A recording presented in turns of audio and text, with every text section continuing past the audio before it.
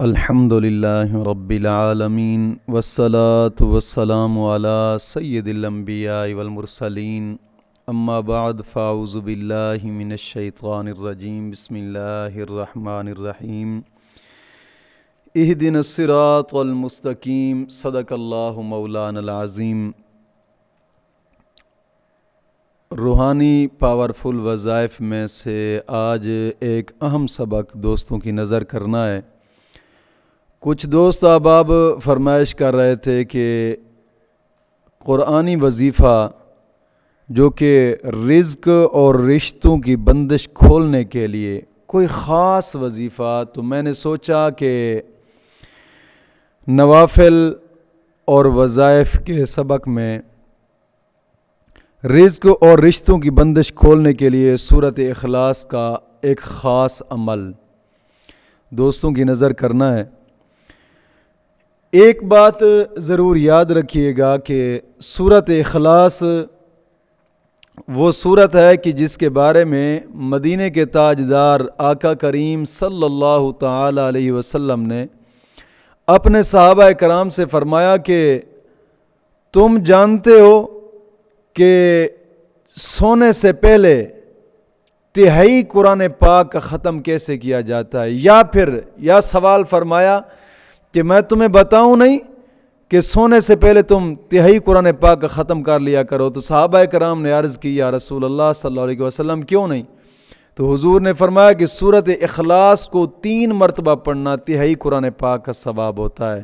ویسے بھی سورۃ اخلاص بہت ہی مجرب اور طاقتور وظیفہ ہے، اور یہ صرف یہ نہیں کہ ہم بتاتے ہیں اور کئیوں نے جناب علی کتابوں میں لکھ لیا، نہ، یہ ایک ایسا طاقتور وظیفہ ہے نا کہ جناب علی اس کو ہزاروں رب کے ولی آزماتے ہیں، ہزاروں رب کے ولی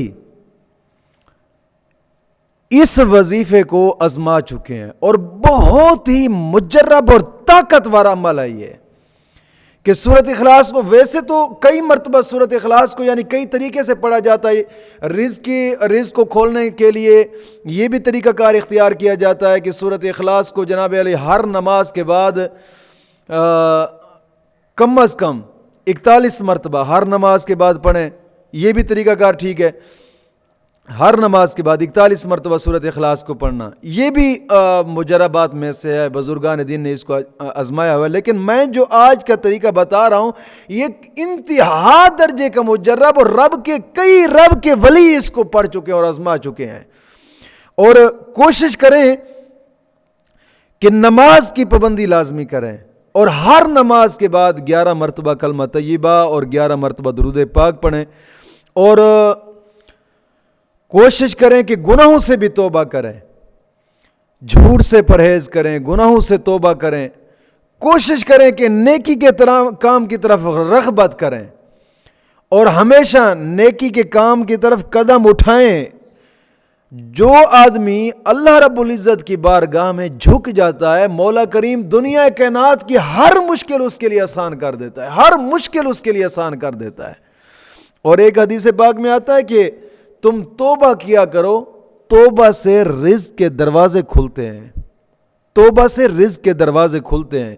تو دوست، جو آج کا میں وظیفہ بتانے لگا ہوں، کوشش کرنا کہ نماز کی پابندی کرنا، نوافل اس طریقے سے پڑھنے ہیں کہ نماز چاشت کے بعد 2 رکعت نماز نفل حاجات پڑھ لیں۔ 2 رکعت نماز نفل حاجات ایسے پڑھیں جیسے عام طور پہ نفل پڑھی جاتی ہے۔ 2 رکعت نماز نفل حاجات، 2 رکعت کی نیت کر کے پھر ثنا پڑھیں، پھر سورۃ فاتحہ پڑھیں، پھر سورۃ اخلاص پڑھیں، رکوع سجود کریں، پھر دوسری رکعت میں سورۃ فاتحہ، پھر کوئی اور سورت ملا کر پھر رکوع سجود کر کے اتحیات میں بیٹھیں، پھر سلام پھیرنے کے بعد سورۃ اخلاص کو 1000 مرتبہ پڑھنا ہے۔ 1000 مرتبہ پڑھ کر اپنی حاجت کی دعا مانگے، جو آپ کو چاہیے، رزق کی بندش ہے یا رشتے میں بندش ہے، دونوں کو کھولنے کے لیے آپ رب کی بارگاہ میں دعا کریں، انشاءاللہ العزیز قبول ہوگی۔ اور پھر یہاں تک کہ نہیں بلکہ نماز ظہر پڑھنے کے بعد پھر 2 رکعت نماز نفل حاجات پڑھیں، پھر جناب علی 41 مرتبہ سورت اخلاص کو پڑھنا ہے، اول آخر 7 مرتبہ درود پاک کے ساتھ.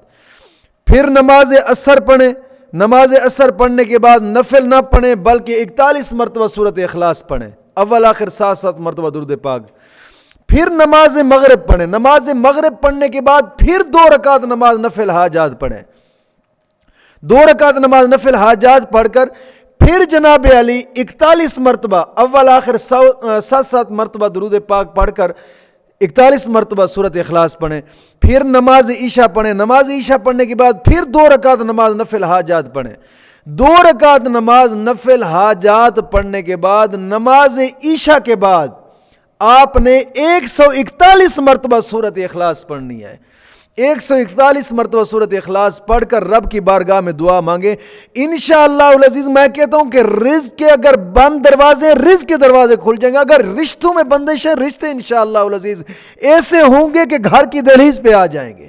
یہ بڑا ہی مجرب اور طاقتور وظیفہ ہے. ایک مرتبہ اس کو آزما کر دیکھیں، انشاءاللہ العزیز کامیابی حاصل ہوگی. مولا کریم دین متین کی سمجھ عطا فرمائے.